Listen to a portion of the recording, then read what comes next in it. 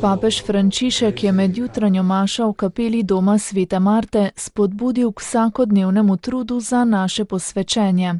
Varovati se moramo skušnjav, ki nas hočejo odvrniti od srečanja z Jezusom, ter si vsak dan sproti prizadevati odpreti vrata svojega srca za Svetega Duha. Za kristjana je spreobrnjenje naloga, je vsakodnevno delo. Papež je za izhodišče homilije vzel odlomek iz 6. poglavja pisma Rimljanom, ki se je bral med mašo.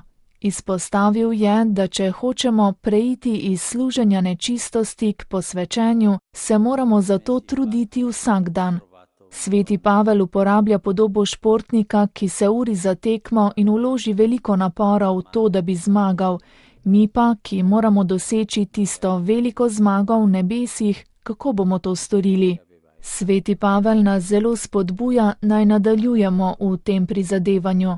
Frančišek je dejal, da do posvečenja ne pride zaradi mojega truda, kakor pri športniku, ki doseže zmago zaradi svojega urjenja. Questo lavoro quotidiano di servire al Signore con nostra anima. Vsakodnevno delo, da bi služili Gospodu s svojo dušo, svojim srcem, svojim telesom, z vsem svojim življenjem, samo odpre vrata Svetemu Duhu.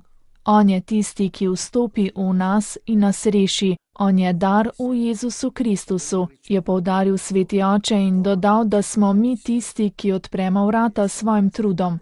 To je težka naloga, kajti naša slabotnost, izvirni greh, hudič, nas vedno vlečejo nazaj. Pavel nas v pismu Hebrejcem opozarja pred skušnjavo, da bi se umaknili, da ne bi šli naprej, da bi odstopili.